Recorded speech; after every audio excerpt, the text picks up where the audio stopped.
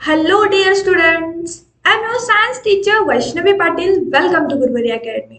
Friends, आज आपण चौथ्या चॅप्टरचा म्हणजेच एन्व्हायरमेंटल मॅनेजमेंट या चॅप्टरचा एक्सरसाइज पाहणार आहोत. आपण हा चॅप्टर व्यवस्थितपणे समजून घेतलेला आहे. आय होप तो तुम्हाला समजला असावा. जर तुम्ही या चॅप्टरचे जे काही व्हिडिओज आहेत ते पाहिले नसाल तर निश्चितपणे पहा, म्हणजे तुम्हाला हा एक्सरसाइज पण व्यवस्थितपणे समजून जाईल. तर यामध्ये पहा, हा जो काही चॅप्टर आहे यामध्ये आपल्याला एन्व्हायरमेंट मॅनेजमेंट करण्याची गरज काय आहे, एन्व्हायरमेंट कन्झर्वेशन करण्याची गरज काय आहे, अशा बऱ्याचशा गोष्टींची माहिती मिळालेली आहे. तर आपण त्याचा एक्सरसाइज सॉल्व्ह करायला सुरुवात करूया. यामध्ये पहा, question number first, recognize the following food chain, describe the ecosystem to which it belongs. तर इथे आपल्याला जी काही इकोसिस्टम आहे ती कशा पद्धतीने दिली गेली आहे आणि ती कोणत्या इकोसिस्टमला बिलॉंग करते हे आपल्याला सांगायचं आहे. यामध्ये आपल्याला ग्रासहोपर, स्नेक, पॅडीफिल्ड, ईगल आणि फ्रॉग यांची इकोसिस्टम दिली गेली आहे. यावरून तुम्हाला समजलं असावं, जी काही इकोसिस्टम आपल्याला दिली गेली आहे ती इकोसिस्टम पॅडीफिल्डची आहे, जी की आपल्याला साऊथ इंडियामध्ये जास्त प्रमाणामध्ये पाहायला मिळते. तर याचा आन्सर आहे the given chain can be recognize in the following manner. ती चेन आपल्याला खालच्या पद्धतीने आपण ओळखू शकतो. पॅडीफिल्डवर अटॅक कोण करतात? ग्रासहोपर करतात, आणि त्या ग्रासहोपरला कंझ्युम करण्याचं काम फ्रॉग करतात. त्या फ्रॉगची जी काही पॉप्युलेशन आहे ती मेंटेन ठेवण्याचं काम स्नेक्स करतात, आणि त्या स्नेक्सची सुद्धा संख्या मेंटेन करण्याचं काम ईगल करतात. मग ही जी काही चेन आहे, the given food chain belongs to crop plant ecosystem which is a man made terrestrial ecosystem. आणि जी की एक टेरेस्ट्रियल इकोसिस्टम आहे. This ecosystem is artificially maintain by man by adding energy. आणि ही इकोसिस्टम आर्टिफिशियली मानवाद्वारे काय केली गेली आहे? मेंटेन केली गेली आहे. Man-made ecosystem is less complex as compared to natural ecosystem. ज्या काही मॅनमेड इकोसिस्टम असतात त्या थोड्याशा कमी कॉम्प्लेक्स असतात नॅचरल इकोसिस्टम पेक्षा. This ecosystem relies on human efforts to sustain. Without human intervention and supervision this ecosystem will disintegrate. तर पहा, हे जे काही इकोसिस्टम असतात या इकोसिस्टम कशामुळे चालतात? तर मानव कशा पद्धतीने त्याचं जे काही फंक्शन आहे ते करतं. इंटरप्ट जर मनुष्य करत नसेल त्यांच्या इकोसिस्टम मध्ये, तर त्यांच्या इकोसिस्टम या कंटिन्यू होत असतात. त्यानंतर पुढचा क्वेश्चन आहे, explain the statement we have got the earth planet on lease from our future generation not as the ancestral property from our ancestor. तर आपल्याला पुढच्या जनरेशनला आपली अर्थ जशाच तशी द्यायची आहे, त्यामध्ये बदल करून आपल्याला चालणार नाही, कारण ही आपल्या पूर्वजांची प्रॉपर्टी नाही, ती आपली वडिलोपार्जित नाही. पृथ्वी ही आपल्या वडिलोपार्जित साधनांपैकी एक नाही, त्यामुळे तिला एन्व्हायरमेंट, तिचे जे काही एन्व्हायरमेंट आहे ते आपण क्लीन ठेवायला हवं, व्यवस्थितपणे त्याची क्लिनिंग करायला हवं. तशाच पद्धतीने याचं उत्तर आहे, planet earth is not our ancestral property, one cannot make undue claims on it. तर ही जी काही पृथ्वी आहे ही आपल्याला आपल्या पूर्वजांकडून, आपल्या अँसेस्टर कडून मिळालेली नाही. Existence of human completely depends on the existence of nature, so it is our responsibility to preserve nature. तर मानवाचं जे काही अस्तित्व आहे ते पूर्णतः निसर्गावरती अवलंबून आहे, आणि त्यामुळेच आपल्याला आपल्या निसर्गाची काळजी घ्यायला हवी. Irrational use of natural resource leads to their depletion. आणि जर आपण या नॅचरल रिसोर्सेसचा चुकीचा वापर केला तर आपलं जे काही नॅचरल बॅलन्स आहे ते बॅलन्स बिघडतं. Natural resource needs to be taken care of as a borrowed property, as we have to sustain these resources for our future generation. Humans are entrusted with the responsibility of preserving these natural resources for the coming generation. तर यामध्ये पहा, आपण आपल्या पूर्वजांकडून आपल्याला मिळालेली property नसून पृथ्वी ही आपल्याला पुढच्या जनरेशनला ज्या कंडिशन मध्ये आहे त्यामध्ये जे काही नॅचरल रिसोर्सेस आढळतात त्या सर्व नॅचरल रिसोर्सेस सहित आपल्याला त्यांना सोपवायची आहे. मग ही पृथ्वी आपल्याला फुकटपणे यूज करता मिळाली म्हणून आपण त्याचा कसाही वापर करायचा का, तर नाही. आपल्याला आपली पृथ्वी व्यवस्थित राहावी यासाठी प्रयत्न करायला हवेत, आपलं एन्व्हायरमेंट मॅनेजमेंट करायला हवं. इथे आपला दुसरा प्रश्न संपतो. आता आपण तिसऱ्या प्रश्नाकडे वळूया. तिसरा प्रश्न आहे राईट शॉर्ट नोट ऑन, म्हणजे टिपा लिहा. त्यापैकी पहिल्या टिपा या आपल्याला एन्व्हायरमेंटल कन्झर्वेशन यावरती लिहायचे आहेत आणि याचं उत्तर आहे environmental conservation is protection, preservation, management और रिस्टोरेशन ऑफ नॅचरल एन्व्हायरमेंट. जे काही नैसर्गिक एन्व्हायरमेंट आहे, वातावरण आहे, त्याचं प्रोटेक्शन असेल, त्याचं प्रिझर्वेशन असेल, त्याचं मॅनेजमेंट असेल, या सर्व गोष्टी म्हणजेच काय, तर एन्व्हायरमेंटचं management. It is necessary to conserve our environment because any imbalance in the environment directly affects the existence of the biotic factor. आणि जर एन्व्हायरमेंटचं इम्बॅलन्स झालं तर त्याचा परिणाम डायरेक्टली कशावरती होतो, बायोटिक फॅक्टर्स वरती होतो. आणि ते बायोटिक फॅक्टर्स कोण असतात, आपल्यासारखेच लिव्हिंग ऑर्गॅनिझम्स असतात, प्लांट्स असतात, बऱ्याचशा गोष्टी येतात त्यामध्ये. The environment fulfill our basic needs of food, clothing and shelter. It constitute of our food chain, thus conserving it is necessary for substance of life. आणि हे जे काही एन्व्हायरमेंट आहेत ते आपल्या फूड चेन, आपले जे काही फूड चेन आहेत त्याला बॅलन्स करण्याचं काम करतात. तशाच पद्धतीने आपण एन्व्हायरमेंटचं कन्झर्वेशन करणं ही सध्याच्या काळाची गरज आहे, कारण आपण पाहतो की सध्या एन्व्हायरमेंटचं जे काही बॅलन्स आहे ते पूर्णतः ढासळून गेलेलं आहे. त्यानंतर नेक्स्ट आहे चिपको मुवमेंट ऑफ बिश्नोई. बिश्नोई समाजाने जे काही चिपको आंदोलन केलं त्याच्याबद्दल आपल्याला इथे टिपा लिहायच्या आहेत. यामध्ये पहा, याचं उत्तर आहे in 1731 Amrita Devi Bishnoi along with other 363 Bishnoi काय केलं त्यांनी, sacrificed their lives for the protection of khejri trees in Khejarli village near Jodhpur in Rajasthan. These trees काय, हे जे काही ट्रीज होते ते काय, being harm, कशासाठी हार्म केले जायचे, for construction of a new palace. Amrita Devi and other Bishnois showed courage by embracing the trees to protect them. The government of India has recently instituted Amrita देवी Bishnoi national award for protection of national wild life. तर इथे पहा, हे जे काही चिपको movement आहे बिश्नोई समाजाने केली त्यामध्ये अमृता देवी नावाची एक लेडी होती आणि त्या लेडीने काय केलं होतं, तर त्यांनी हे जे काही खेजरी ट्री होते तर त्या खेजरी ट्रीच्या प्रोटेक्शनसाठी त्यांनी आंदोलन केलं होतं आणि त्यामध्ये त्यांनी स्वतःचा जीव सुद्धा गमावला होता. तर यामध्ये गव्हर्नमेंटने काय केलं, तर वाईल्ड लाईफ प्रोटेक्शन. तर या अमृता देवीचं त्यांनी जे काही त्याग केला, त्यांनी जो काही समर्पण केलं, स्वतःच्या जीवाचं बलिदान दिलं, त्यावरून गव्हर्नमेंट ऑफ इंडियानी Amruta Devi Bishnoi national award for protection of wild life सुरुवात केली. त्यामध्ये पुढे काय झालं आपण पाहूया. नेक्स्ट पॉइंट नेक्स्ट आपल्याला टिपा लिहायची आहे, दॅट इज बायोडायव्हर्सिटी. बायोडायव्हर्सिटी या विषयावरती आपल्याला टिपा लिहायची आहे. तर बायोडायव्हर्सिटी म्हणजे काय हे आपण पाहिलेलं आहे, तर परत एकदा आपण ते रिवाइज करूया. याचं उत्तर आहे biodiversity is the richness of living organisms in nature due to the presence of variety of organism, ecosystem and genetic variation within a species. Biodiversity occur at 3 different levels. First, genetic diversity, second one species diversity, and the last one that is ecosystem diversity.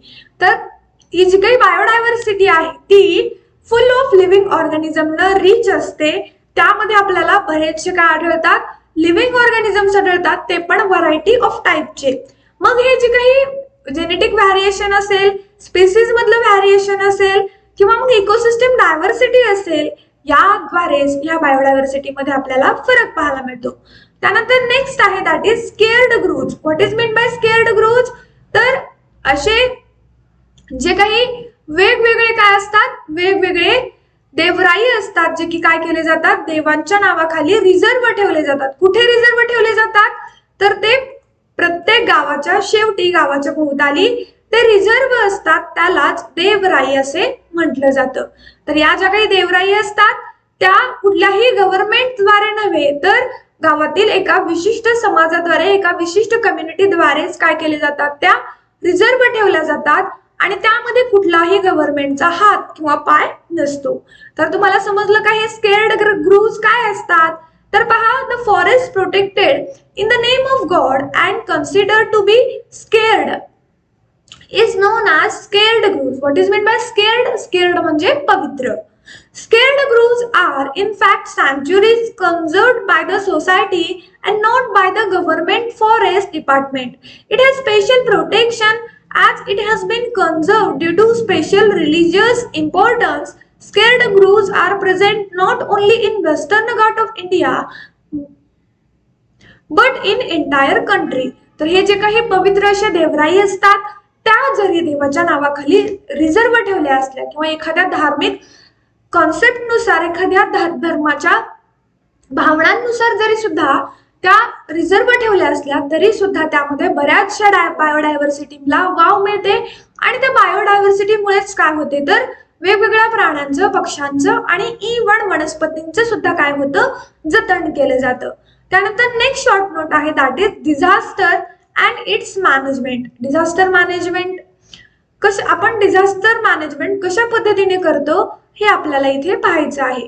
तर यामध्ये पहा, हे जे काही disaster management आहे, the dangerous events that occur many times in environment and cause, काय cause करतं हे, तर कॉज ह्युमन, मटेरियल, इकॉनॉमिक और environmental loss are called as disaster. याचे एक्झाम्पल आहे फ्लड्स असतील, सायक्लॉन असतील, अर्थक्वेक असतील किंवा मग बाकीचे डिझास्टर, त्यामध्ये नॅचरल टाईप येतात किंवा मॅनमेड डिझास्टर सुद्धा येतात. याचा इम्पॅक्ट आपल्या डिझास्टर वरती पडतो, याचा इम्पॅक्ट आपल्या नेचर वरती पडतो, आपल्या एन्व्हायरमेंट वरती सुद्धा पडतो. हे जे काही डिझास्टर मॅनेजमेंट असतं त्यामुळे काय होतं, डिझास्टर प्रिव्हेंट करण्यापासून, त्याला टाळण्यापासून आपल्याला नवीन नवीन आयडिया मिळतात, नवीन नवीन योजना मिळतात आणि त्यामुळे आपण हे डिझास्टर मॅनेजमेंट थोपवू शकतो. It can be divide into 2 parts, pre disaster management and post disaster management. आणि हे जे काही डिझास्टर मॅनेजमेंट असतं ते आपण 2 पार्ट मध्ये डिवाइड करू शकतो. त्यापैकी फर्स्ट म्हणजे काय, तर प्री डिझास्टर मॅनेजमेंट आणि second one that is post disaster management. त्यानंतरचा पुढचा भाग आहे, that is question number 4. How will you justify that overcoming the pollution is a powerful way of environmental management. तर आपण प्रदूषणापासून कशा पद्धतीने अगदी सामर्थ्यशाली पद्धतीने आपला एन्व्हायरमेंटचं मॅनेजमेंट करू शकतो. याचं उत्तर आहे, pollution affects the environment adversely. Environmental pollution is a major concern. The impact of pollution is severe in developing countries, leading to ill health, death and disabilities in people. Developed countries have powerful ways of environmental management. Reducing pollution will help reduce production of toxic waste, thereby saving the cost of disposal of waste. The ultimate effect of pollution is on the existence of living organisms. We need to come together to overcome pollution. It will improve the environment equality. तर ज्या काही develop countries आहेत त्या develop countries कडे waste management करण्याची योग्य अशी पद्धत आहे किंवा योग्य अशी सोय आहे, ज्यामध्ये काय केले जातं, तर हा जो काही कचरा आहे तो कचरा व्यवस्थितपणे डिस्पोज केला जातो आणि त्यामुळे प्रदूषणाचं प्रमाण कमी होतं. भारतामध्ये सुद्धा आपल्याला अशाच पद्धतीने प्रदूषणाच्या विरोधामध्ये एकत्र येण्याची गरज आहे आणि त्यामुळेच काय होईल, आपलं जे काही एन्व्हायरमेंट आहे त्याची क्वालिटी इम्प्रूव्ह होईल. त्यानंतर 5वा क्वेश्चन आहे, which projects will you run to in relation to environmental conservation. How, तुम्ही एन्व्हायरमेंटल कन्झर्वेशन करण्यासाठी कोणते कोणते प्रोजेक्ट रन कराल आणि कशा पद्धतीने कराल. यामध्ये पहा, बरेचसे प्रोजेक्ट आपण चालवू शकतो. Project on collection of plastic waste for recycling, conservational biodiversity, tree plantation program etcetera. आपण वेगवेगळे प्रोजेक्ट करू शकतो. त्यामध्ये वेस्ट जे काही मटेरियल आहे त्याचं रिसायकलिंग असेल, इव्हन मग बायोडायव्हर्सिटी कन्झर्वेशन असेल, मग ट्री प्लांटेशन असेल किंवा मग वेगवेगळे प्रोग्राम्स असतात ज्यामध्ये काय केलं जातं, एन्व्हायरमेंटचं मॅनेजमेंट केलं जातं, एन्व्हायरमेंटचं बॅलन्स केलं जातं. Can be carried out for environmental conservation. These projects can be carried out in the following ways. त्यापैकी पहिला वे आहे explaining the adverse effect of use of plastic on environment. तर आपल्या वातावरणावरती, आपल्या पर्यावरणावरती प्लास्टिकचा काय दुरुपयोग होतो, त्याचे काय परिणाम होतात हेही आपल्याला समजतं. Second point, convincing people about importance of trees. ट्रीचे जे काही इम्पॉर्टन्स आहेत त्याबाबत लोकांना त्यांच्याबाबत जागृती निर्माण करून देणं असेल. तिसरा point, organising seminar in which environmentalist will guide students about environment conservation. तर असे सेमिनार ऑर्गनाईज करणं ज्यामध्ये काय करतील, जे काही एन्व्हायरमेंटलिस्ट आहेत ज्याला आपण पर्यावरण तज्ञ म्हणतो, तर त्या पर्यावरण तज्ञांचे वेगवेगळे सेमिनार आपल्याला अटेंड करायला हवेत, त्यांचे ते सेमिनार आयोजित करायला हवेत, ज्यामुळे काय होईल तर विद्यार्थ्यांमध्ये सुद्धा पर्यावरण मॅनेजमेंट बद्दल काय होईल, जनजागृती होईल. Making poster that provide more information about environment conservation. असे पोस्टर बनवणं ज्याद्वारे काय होईल, एन्व्हायरमेंट कन्झर्वेशनचं महत्व समजेल. त्यानंतर क्वेश्चन नंबर 6 आहे, आन्सर द फॉलोइंग. खालील प्रश्नांची उत्तरे द्या. त्यापैकी फर्स्ट ए आहे, right the factors affecting environment. Environment वरती परिणाम करणारे कोणते कोणते फॅक्टर्स आहेत हे इथे आपल्याला लिहायचे आहेत. त्यापैकी फर्स्ट आहे, the factors affecting the environment are grouped in two types, biotic and abiotic factors. Biotic factors include producers, consumers and decomposers. Abiotic factors are non-living components, that is water, sunlight, temperature, oxygen, soil, etc. तर आपलं जे काही environment आहे ते mainly दोन कंपोनेंट्सनी बनतं. त्यापैकी first आहे दॅट इज बायोटिक कंपोनेंट्स और फॅक्टर्स. जे काही बायोटिक कंपोनेंट्स असतात किंवा फॅक्टर्स असतात त्यामध्ये प्रोड्युसर येतात, कन्झ्युमर येतात आणि मग डिकम्पोजर सुद्धा येतात. बऱ्याच वेळेला सॅप्रोफाइट सुद्धा या चेन मध्ये येतात. मग दुसरे फॅक्टर्स आहेत दॅट इज अबायोटिक फॅक्टर. त्याच्यामध्ये लिव्हिंग, नॉन लिव्हिंग कंपोनेंट येतात. मग त्यामध्ये वॉटर असेल, सनलाइट असेल, टेम्परेचर असेल, एखाद्या केमिकल असेल, त्याचा पीएच असेल, अशा बऱ्याचशा गोष्टी आपल्याला अबायोटिक फॅक्टर्स मध्ये पाहायला मिळतात. त्यानंतर नेक्स्ट आहे, why does the human being have important place in environment. तर ह्युमन बीइंग जे काही आहेत त्यांचं जे काही इम्पॉर्टन्स आहे एन्व्हायरमेंट मध्ये ते जास्त का आहे, तर त्यामागे बरीचशी कारणे आपल्याला पाहायला मिळतात. त्याचं इम्पॉर्टन्स आपल्या आयुष्यात जास्त आहे कारण जे काही नेचर आहे त्याला चालवणारे आपण आहोत किंवा नेचर मध्ये सगळ्यात जास्त नेचरचा यूज आपण करतो. त्यामुळे एन्व्हायरमेंट मध्ये काय बऱ्याच वेळेला ह्युमन हा काय आहे तर ह्युमन मुळेच एन्व्हायरमेंट बॅलन्स होतं असं सुद्धा म्हणायला हरकत नाही. यामध्ये पहा जे काही ह्युमन बीइंग्स आहेत ते इंटिग्रल पार्ट आहेत नेचरचा, ज्यामुळे काय होतं बऱ्याचशा गोष्टी या बॅलन्स केल्या जातात आणि त्यामुळेच बऱ्याचशा सर्व्हायव्हल लाईफ आपल्याला जगताना पाहायला मिळतात. त्यामध्ये मग हे जे काही एन्व्हायरमेंट इन्फ्लुएन्सेस असतात जे की ह्युमन लाईफ वरती पडतात त्यामध्ये एन्व्हायरमेंट सुद्धा काय होतं मॉडिफाय होतं. अशा गोष्टीमुळेच जे काही एन्व्हायरमेंट आहे ते एन्व्हायरमेंट काय केलं जातं चेंजच्या फॉर्म मध्ये आपल्याला पाहायला मिळतं. ह्युमन्स हे काय आहेत त्या एन्व्हायरमेंटला कन्झर्व करण्यासाठी कॅपेबल आहेत, त्यांच्यामध्ये नेचरला डेव्हलप करण्यासाठी जी काही क्वालिटी आहे ते त्यांच्यामध्ये आढळते. त्यामुळे एन्व्हायरमेंट मेंटेनिंग मध्ये ह्युमन्स महत्त्वाचा रोल प्ले करतात. त्यानंतर नेक्स्ट आहे right the types of examples of biodiversity. बायोडायव्हर्सिटीचे वेगवेगळे टाइप्स आणि एक्झाम्पल्स इथे आपल्याला लिहायचे आहेत. त्यामध्ये पहा biodiversity occurs at 3 different levels. First, genetic diversity. It refers to the occurrence of diversity among organisms of same species. तर ही जी काही जेनेटिक डायव्हर्सिटी असते ती जेनेटिक डायव्हर्सिटी सेम स्पीसीजच्या ऑर्गॅनिझम्स मध्ये आपल्याला पाहायला मिळते. त्यामध्ये प्रत्येक ह्युमन बीइंग हा डिफरंट असतो हे आपण लेक्चरमध्ये इन डिटेल व्यवस्थितपणे पाहिलेलंच आहे. सेकंड आहे स्पीसीज डायव्हर्सिटी. मग यामध्ये पहा वेगवेगळ्या इनन्युमरेबल स्पीसीज असतात ज्या स्पीसीज नेचरमध्ये पूर्वतः आढळतात. त्याच्यामध्ये व्हरायटी ऑफ प्लांट्स असतील, ॲनिमल्स असतील किंवा मायक्रोब्स असतील हे सुद्धा आपल्याला पाहायला मिळतात. त्यानंतर last one that is ecosystem diversity. ही जी काही इकोसिस्टीम डायव्हर्सिटी असते त्यामध्ये आपल्याला नेचरमध्ये असलेले बायोटिक आणि अबायोटिक फॅक्टर्स पाहायला मिळतात. त्यानंतर next question that is D how the biodiversity can be conserve. ही जी काही बायोडायव्हर्सिटी असते ती कशा पद्धतीने कन्झर्व केली जाते, तर त्याचे बरेचसे उपाय आपल्याला पाहायला मिळतात. त्यापैकी फर्स्ट आहे protecting the rare species of organisms.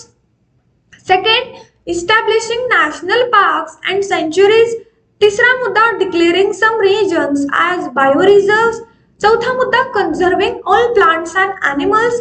त्यानंतर नेक्स्ट आहे observing the rules and the last one that is maintaining record of traditional knowledge. त्यानंतर last one that is question E, what do we learn from the story of Jadav Molai Payeng. तर आपण जाधव मोलाई एका असामान्य माणसाची एका छोट्या माणसाची मोठी गोष्ट आपण पाहिली, तर त्यांच्यापासून आपल्याला काय मेसेज मिळतो, काय आपल्याला शिकायला भेटतं. Mr. Molai single-handedly transformed a barren land into forest.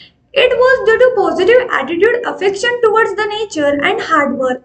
तर मिस्टर मोलाई यांनी काय केलं, स्वतः एकट्याने त्यांचा चांगला सकारात्मक दृष्टिकोन घेऊन निसर्गाकडे त्यांचा जो काही ओढा होता, त्यांचं जे काही प्रेम होतं ते दाखवून दिलं आणि त्यांनी जवळपास 1360 एकर मध्ये एवढ्या प्रचंड अशा जमिनीवरती काय केलं, त्यांनी जंगल प्रस्थापित केलं. तर मिस्टर मोलाई यांच्याकडून आपल्याला काय शिकायला मिळतं किंवा आपण काय शिकायला हवं, तर जनरेशन ज्या काही येतात, कमिंग जनरेशन आहेत, त्या जगण्यासाठी लिव्हिंग प्लेस साठी बेटर प्लेस आहेत. जर आपण ठरवलं एखादा मनुष्य हा पूर्ण एन्व्हायरमेंट बदलू शकतो. त्यानंतर next question that is write the names of biodiversity hotspot. तर बायोडायव्हर्सिटी हॉटस्पॉटचे नेम इथे आपल्याला लिहायचे आहेत. त्यापैकी इंडियामध्ये बरेचसे बायोडायव्हर्सिटी हॉटस्पॉट आढळतात. त्यापैकी फर्स्ट आहे the eastern Himalayas, Arunachal Pradesh, Bhutan, eastern Nepal. त्यानंतर नेक्स्ट आहे Indo Burma, that is Purvachal hills, eastern Bangladesh. तिसरा आहे the western Ghats and Sri. एवढे हॉटस्पॉट आपल्याला इंडियामध्ये पाहायला मिळतात. त्यानंतर आहे biodiversity hotspot in world are Madagascar, Philippines, Sundaland, Brazil Atlantic forest असेल, कॅरिबियन आयलँड असेल, असे बरेचसे हॉटस्पॉट आपल्याला जगामध्ये पाहायला मिळतात. त्यानंतर नेक्स्ट क्वेश्चन आहे that is question G, which R the reasons for endangering the many species of plants animals. How can we save those. तर असे कोणते कारण आहेत ज्या कारणाद्वारे काय बऱ्याचशा स्पीसीज या त्यांचं अस्तित्व धोक्यात आलं आहे. मग त्या प्लांटचे स्पेसीज असू देत किंवा ॲनिमल्सचे, आपण त्यांना कशा पद्धतीने वाचवू शकतो. आणि याचं उत्तर आहे फर्स्ट नॅचरल कॉज. त्या एंडेंजर्ड कशामुळे होत आहे, धोक्यात त्यांचं अस्तित्व कशामुळे येत आहे, तर भूकंप असेल, व्हॉल्कॅनिक इरप्शन असेल, पूर असेल, दुष्काळ असेल किंवा मग ड्राय आणि वेट जे काही फॅमिन्स आहेत, वातावरण आहे. सेकंड वन मॅनमेड कॉज कोणते आहेत, तर ओव्हर युटिलायझेशन असेल रिसोर्सेसचं, एन्व्हायरमेंटल पोल्युशन असेल, शिकार करणं असेल, डिस्ट्रक्शन ऑफ हॅबिटॅट्स असेल, बाकीची इतर कारणे. यामुळे सुद्धा काय होतं, बऱ्याचशा स्पीसीज या त्यांचं अस्तित्व धोक्यात आलेलं आहे. त्यानंतर नेक्स्ट पहा, next that is question number 7. तर याच्यामध्ये आपल्याला what are the meaning of the following symbol, write your role accordingly. तर इथे आपल्याला विचारलं गेलं आहे की इथे जे काही सिम्बॉल दिले गेले आहेत ते सिम्बॉल कशासाठी वापरले जातात आणि त्यांचा रोल काय आहे. पहिला हा जो काही सिम्बॉल आहे जो की ग्रीन कलरचा आहे तो रिसायकलचा आहे आणि हा symbol recycle and reuse material साठी वापरला जातो. त्यानंतर नेक्स्ट आहे सेव्ह वॉटर, पाणी वाचवा. हा जो काही सिम्बॉल आहे तो काय सांगतो, do not waste water, check leakages and promote rain water harvesting. त्यानंतर next one that is renewable solar energy. यामध्ये हा जो काही सोर्स आहे, हा जो काही फिगर आहे, सिम्बॉल आहे, तो काय दर्शवतो, switch to solar energy, use renewable source of energy to prevent depletion of non renewable energy sources. तर अशा पद्धतीने आपला जो काही चॅप्टरचा एक्सरसाइज होता तो संपतो. जर तुम्ही या चॅप्टरचे जे काही व्हिडिओज आहेत ते जर पाहिले नसाल तर ते पाहण्यासाठी तुम्हाला आमच्या चॅनलच्या प्लेलिस्ट मध्ये जावं लागेल. तिथे तुम्हाला 10th स्टँडर्ड सायन्स या फोल्डर मध्ये सर्व व्हिडिओज मिळतील, पाहायला विसरू नका. तशाच पद्धतीने जर या टोटल चॅप्टर वरती जर तुम्हाला काही अडचणी असतील तर नक्की कमेंट्स करून कळवा. आणि जर पर्सनली याबाबत जर तुम्हाला काही क्वेश्चन विचारायचे असतील तर त्यासाठी तुम्ही आमच्या वेगवेगळ्या सोशल मीडिया अकाउंट्सच्या लिंक्स तुम्हाला या व्हिडिओच्या डिस्क्रिप्शन बॉक्समध्ये मिळतील, तिथून तुम्ही आम्हाला फॉलो करू शकता. तर फ्रेंड्स, भेटूया पुढच्या चॅप्टरमध्ये. तोपर्यंत व्यवस्थितपणे अभ्यास करा, काळजी घ्या. Enjoy your study. Now bye.